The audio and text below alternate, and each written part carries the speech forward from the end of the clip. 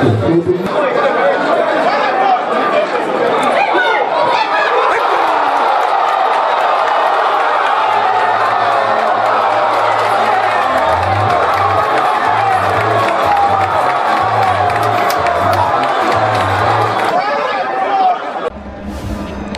Nigeria had represented Africa at all 8 editions of the FIFA Women's World Cup. As they met Cameroon, only one place at the FIFA Women's World Cup existed for the winner of this tie. Cameroon and Nigeria got underway with Nigeria on the front foot, looking for the early goal as well. And they tested Anjibowu in the Cameroon goal early. Decent-looking floated ball into a danger area that Unamuna was able to get a head on the end of, but unable to put on target. And then Nigeria had further efforts at goal. Ushebe able to unleash an effort from midfield. As Nigeria continued to attack in the opening half, Estelle Johnson's misclearance fell for Odega, and then the follow-up hit by Ayinde from a long way out, sliced off the side of her boot. Nigeria certainly in the ascendancy in the opening half. The second half got underway as Nigeria increasing their intensity on the Cameroon defence. Ultimately, it was Okobi who was among the stars who set up the earliest chances. This one being hit flush across the face of goal, but then the goal finally came. Okobi, staying on her feet, managed to get the pass back to Unamunu, who delivered a delightful ball that Ajibade, who stayed on side, was able to send home, crushing Cameroon's defence and crushing the spirits of their opponents. Ajibade with their 3rd goal of the tournament, a joint leading goal scorer. Final whistle. Yes, that was Super Falcons against the Cameroonians, the indomitable Lionesses of Cameroon at the Women's Nations Cup, where Rasheedat Ajibade got that goal for the Super Falcons. We will talk more about the Super Falcons as the show progresses. On that note, I welcome you to 360 Sports on Trust TV. I am Emmanuel Fashemi, and I've got a guest in the studio this lovely Monday with me. Oku David. Oku David, welcome to the show. Many thanks for having me. Good morning. Good morning, the viewers. Okay, let's go straight to the whole topic of the day. We'll be starting with a different sport this time around. We'll go straight to the cricket oval.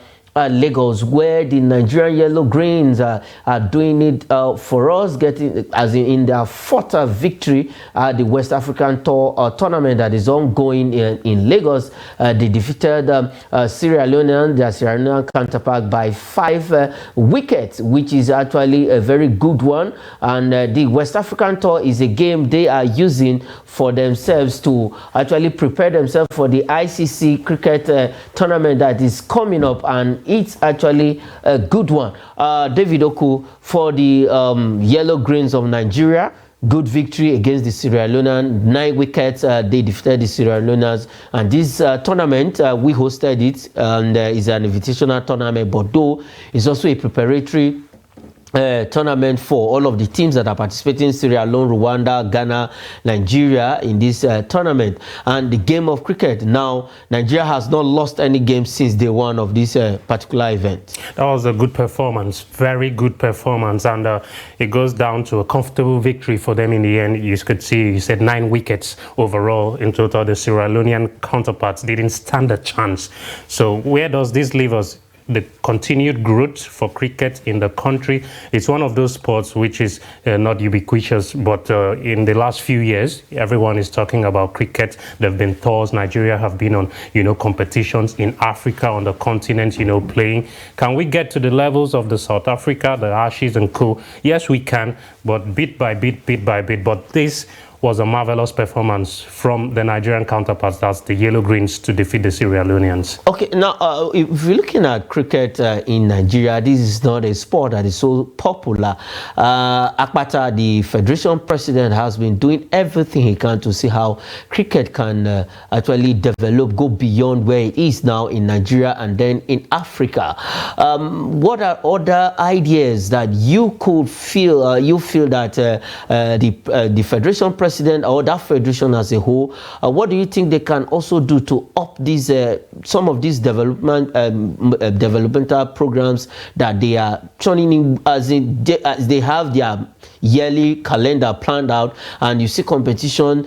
So what are other ideas, what are innovations you think can help cricket to grow faster, to meet up with the level of the countries you mentioned, South Africa, Sri Lanka, Bangladesh, the biggest country when it comes to cricket, India? Well, you've said it all. You can't do much. There's nothing new on the surface of the earth. It still boils down to the promotion, which is what they are doing at the moment. But can they get a little bit, better in terms of how they promote, do things differently, think outside of the box, improvise? Those are some of the things we are looking at. Cricket as a federation is just one body under the Ministry of Youth, the Ministry of Sports. Yeah. Now Ministry of Sports is separated from youth. So, when we talk about funding too, we need to look at the facilities for cricketers. You need to look at, what is in there for them to come in, have a good game, compared to their counterparts on the continent, compared to their counterparts on the world stage. Nigeria now, they are looking at, the world stage or the counterparts who are far ahead of them, in Africa to emulate. So you go around, you see facilities for cricket, you go around, you see how athletes are training, the conditioning. So I think in these areas, we can improve. We are doing the right thing. We're on the right track at the moment, but we just need to improvise a little bit. Then proper funding too needs to come in so that we can reach the heights.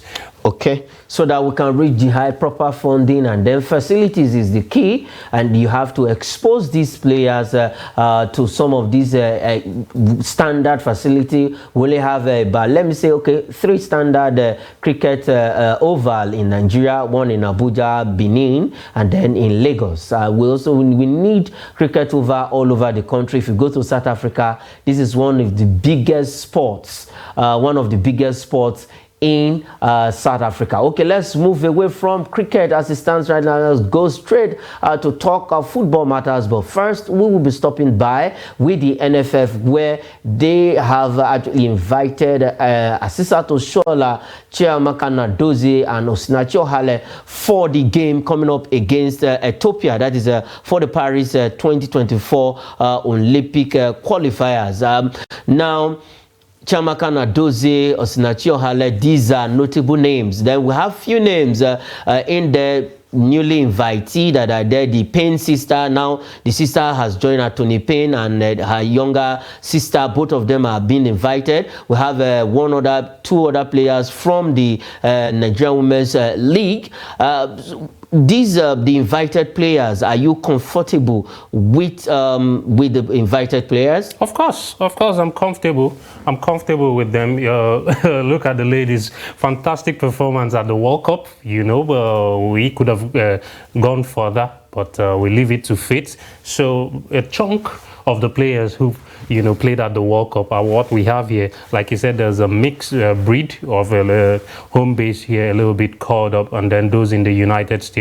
And now the Payne sisters have reunited again. They were together in Morocco, and obviously I was surprised when I didn't see Nico, at the World Cup. Yeah, at the World Cup. So they've reunited back, and it's great. They are in both great form. The other for Sevilla. What's the other one? I can't recall where she plays now. But fantastic. She's in France as we speak. Okay, that's good. Then Michelle Alozie has been banging in goals left, right, and center. I call her a super striker and a fantastic defender, so she can play in various positions. So, the Super Falcons team, I think when you want to compare this side with other sides, you see a lot of variations here, that some players can play in different positions, which makes them versatile, which is a bonus for the team. Chiamaka, Nnadozie, fine goalkeeper, for Paris FC in France, currently doing well. I think her team qualified for the Champions League, beating Arsenal through penalty shootout, which she saved. So it's a good one. I was surprised she was not on the final list of the goalkeepers nominated for the awards. But that aside, our team has been performing very well, Okay, I will cut you there. These are the names of the invited players. We have Chiamaka, Nnadozie, that is the goalkeepers. We have Tochukwu Olwehi. We have Monle Oyono, that is from the Nigerian Women's League, Bayelsa Queens, precisely. We have the defenders, Osinachi, Ohale. We have Comfort for Lorunshaw. We have Oluwatosin Demehin, who was at the World Cup. We have Michel Alozie, the one you mentioned. We have Nico Payne. We have Jumoke Alani, and have Rofiat Imora, former Nasarawa Amazons player. Then the midfielders, the usual faces. We have Alimatu Anyide, we have Peace Efi, we have Christy Uchebe, we have Rashidat Ajibade, Tony Payne, one of the Payne sisters, and then we have Regina Otu. And then for the forwards, that the strikers, we have Shola Babajide, we have, that's a new invitee. We have Ethiopia Nomino, we have Asisat Oshoala, we have Uche Nakanu, we have Gift Monday, and we have Okpeyemi Ajakaye from the Flamingos. Fantastic player, if you ask me. This girl is enterprising and is good. She's getting the call up for the Super Falcons. That is Ajakaye. She was good for the Flamingos at the last Under-17 World Cup right there in India, where we won the bronze medal for the first time. Women winning a bronze medal at the cadet level of the FIFA's competition. Now, are you surprised which of the names you were expecting to see? I will not mention it first, that is not in this list. No, I don't think there's anyone I was expecting that is not here. I'm delighted for those who have come back into the side, like PCFE, the Payne who missed at the World Cup. They're back in here. So there's no one I was Okay, are we not going to miss the services of Ashley Plumter because she's not there? She now applied her trade in Saudi Arabia. We say because she went to Saudi Arabia, that is why around the world drum. That I don't know. Obviously, Plumter is a starter in the team. So if she's not here, then possibly, maybe there's been an excuse somewhere. Is there a knock she's picked up? Is there an injury? I wouldn't know until Randy Waldron answers that question, or I put a call across to someone. So not like there's somebody I was expecting that's not here. Besides, I know Plumter is an ever-presence in the team, so I'm not bothered. But hopefully, in our next games, she'll be back. She'll be back. Are you comfortable with the list? Yeah, of course, I'm comfortable with the list. The players here are super players. Like I said, they did well at the World Cup, and a bulk of them are back in here in the team. Okay, a bulk of them are back in the team, and for Randy Waldron, his contract was extended, and now he will have to be at the dugout for the Super Falcons against Ethiopians, who defeated Chad during the first stage, the first round of the Paris 2024 Olympic qualifiers. Good one from the NFF and all of the players that are invited. Let's see what they are going to do against the Ethiopians later this month. The first leg will be coming up in Addis Ababa before the return. The reverse fixture will be in Nigeria, probably maybe at the MKO Abiola National Stadium here in Abuja, or they will go to Uyo, or probably in Lagos. Wherever they want to play, definitely will give you the updates about that particular encounters against the Ethiopian ladies. All right, let's now come back home proper. Let's start with the MPFL. We'll talk some football matters more now. We're going to the men's side, the MPFL match day 2. It was a fantastic one. Well, personally, I supported that we'll have the average league continue, but at the end of the day, seriously, at the end of the day, we can have the average league. We went back to the 20 league standing format, and now match day 2, 9 home wins. There's no an away win in all of the home matches that were played. Now, okay, let's have the result quickly. Let's have the result on the screen. Let's see how it pans out on match day 2 of the MPFL. Okay, we have Doma United beating Bayelsa United, a team that trashed their first match. They were able to score 5 goals. Doma United beat Bayelsa United 2-0 at home. Kano Pillars in the Northern Derby against Katsina United, it was 1-0. Bendel Insurance defeated Shooting Stars 2-0. Gombe United 2 against Enyimba. This is the first time Gombe United will be beating Enyimba at home since 2021-2022 league season. Niger Tornadoes 1, Rivers United 0, Kwara United 1, Abia Warriors 0, Remo Stars 2. The star match of the weekend, Remo Stars against Rangers International 2-1. It ended. Fidelis Ilechukwu still looking for his first win at Ikene. Plateau United 1, Pipped Heartland, a formidable team throughout the NNL, 1-0, Aqua United 0, Sporting Lagos 0, and Sporting Lagos wants to take the MPFL by storm. And then Lobby Stars 3-2 against Sunshine Stars. It was a painful one for Sunshine Stars after they had to they allow in 3 goals to slip in. They were comfortable in that game, but Lobby Stars did it at the last grab of that counter, and it was 3-2 against Sunshine Stars.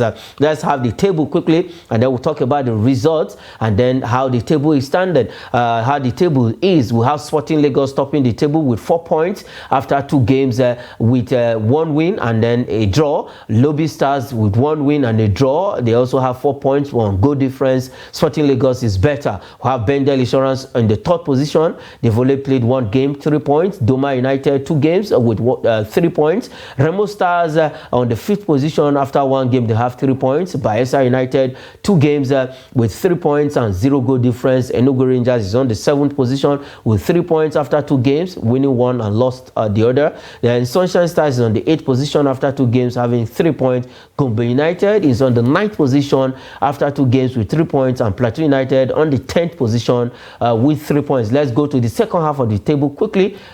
Let's have the second half of the table before we come back to the second half of the table. We have Abia Warriors on the 11th position with 3 points. From Abia Warriors to Shooting Stars, all of them are on 3 points. Shooting Stars is on the 16th position. Heartland, Aqua United, Rivers United, Enyimba with no point at all. Rivers United is surprising. These 2 teams were the one that slugged it out for the league title last season, but now they are at the bottom after playing their match they won, their first match of the season, because their match they won engagement was moved because of the continental engagement. Now, Sporting Lagos, let's begin with Sporting Lagos. 2 games, 1 win and a draw. And this is a team that just got newly promoted to the MPFL.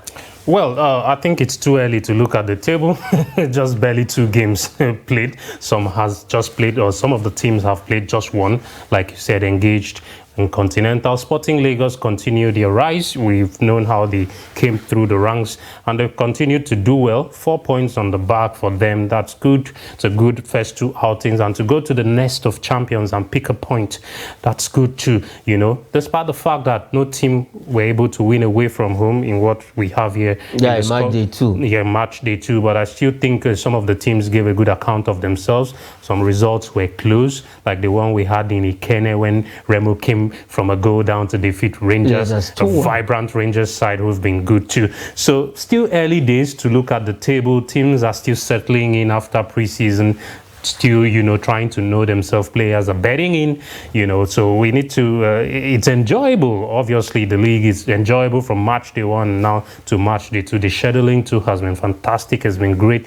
And some of the performances I've seen to have taken me, you know, aback. And I had to open my mouth and say, oh, this is good. This is good stuff. Like the spectacle we had, you know, in Ikene. Yeah, on Sunday. That was a fantastic match, star match of the weekend, and it lives up to its billing. It was an interesting game. And then let's talk about Sporting Lagos. I'll come back now to them.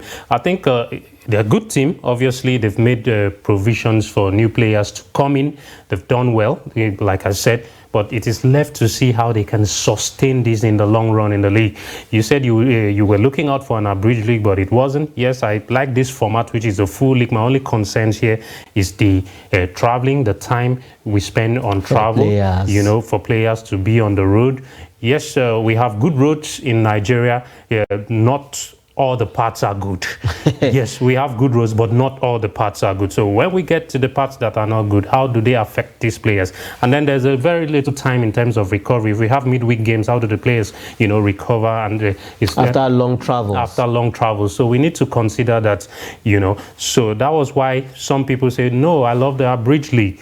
But here I am. I would like to see teams from the East go down to the northwest to play, teams to the north central, and as the case may be, and vice versa. So I love it what we are currently doing, and we need to keep it up.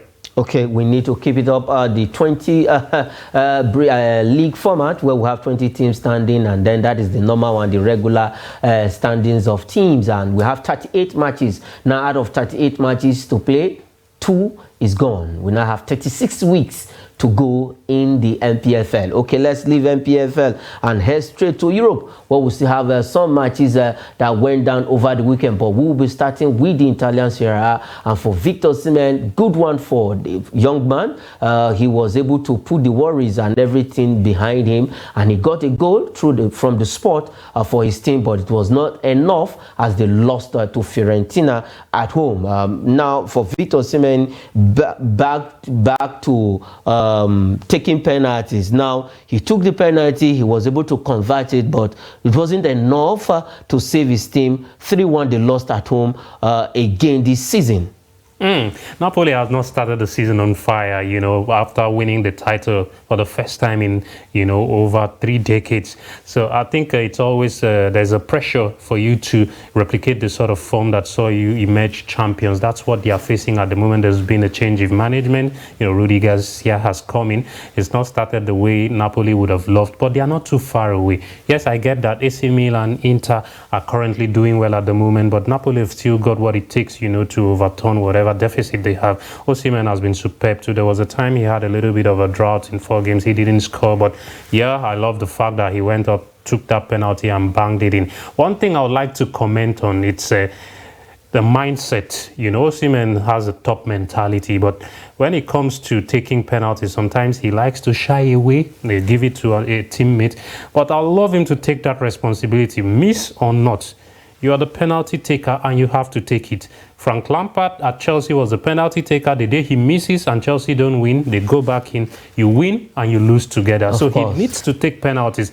I don't expect Osimhen missing penalties and a certain admin on a social media platform putting up what do they call it? Is it sarcasm or what? That sarcasm was out of line. But I'm happy that has been resolved now. He's happy back again at Napoli. With his teammates, everything has been resolved. But back on the field of play, I want him to continue to maintain his leadership skills. If there's a penalty, you take it. In training, you need to practice free kick too, because there'll come a time you need to bang in the goal. At least from free kick. Yes. You followed football for a long time. Alan Shearer, Ruud van Nistelrooy, David Beckham, Ronaldo, Messi. Yeah, when it comes to taking set pieces, penalties, they take it, except there is a second person that is good. Then they can just deliberate a little bit. Okay, can you take it? Can I take it the next time? And that's what I want to see, you know. But Napoli, I still believe they have what it takes to retain their title. It's still early days, you know, and they are not too far away from Milan. Okay, they are not too far away from Milan. Let's have the table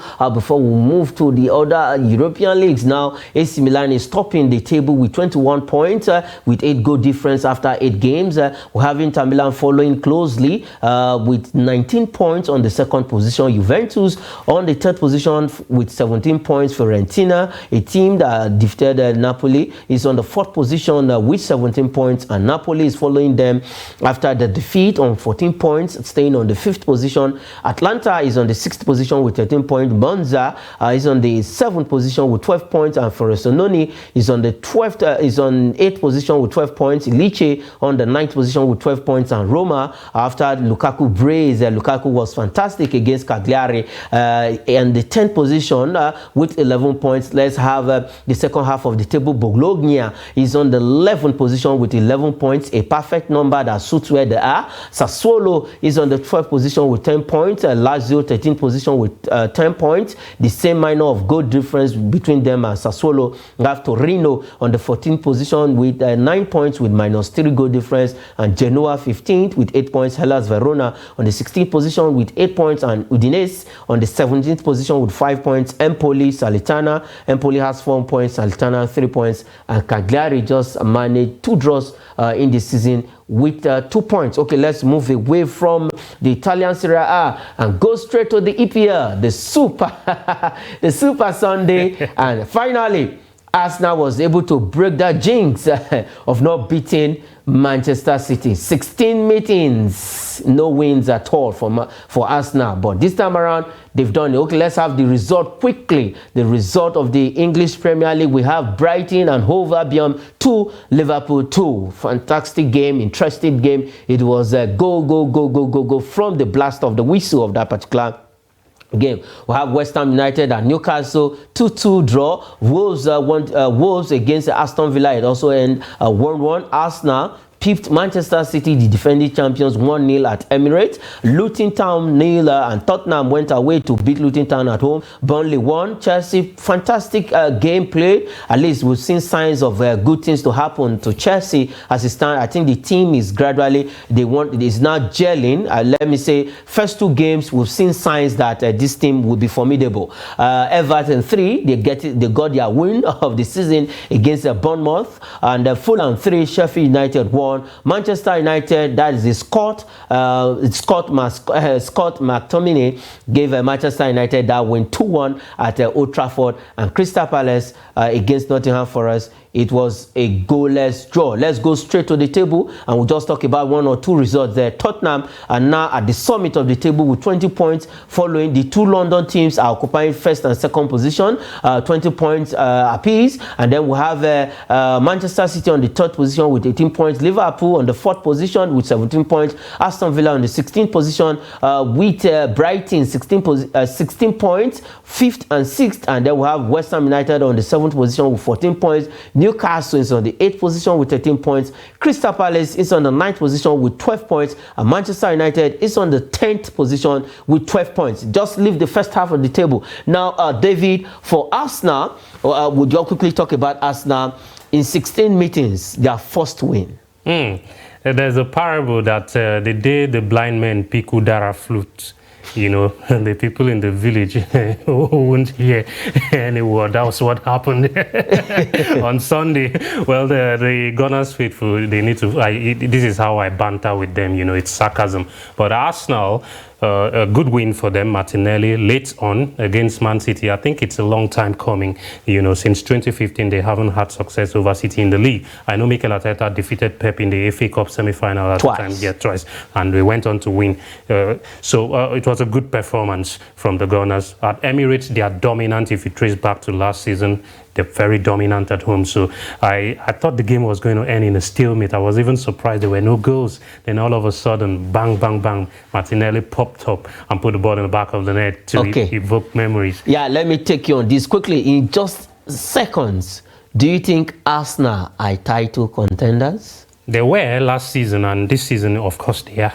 Okay, of course, they are. Okay, let's quickly take this transfer story and then we'll leave it there. Wayne Rooney, ready to become Birmingham City manager. I will not allow you to say anything about this before Wayne Rooney. I think Birmingham will at least maybe sign for him. Okay, that is where we'll leave it on the show 360 Sport. David, thanks for all you've done on the show this lovely time is up already. Yeah. Goodness we me. just have to go. Always a pleasure to be here. Many thanks. I hope that I can come back on another time like this. It's a pleasure to be here on 360 All right. Sports. Okay, that is it on 360 Sports. I am Emmanuel Fashemi. Thanks for watching.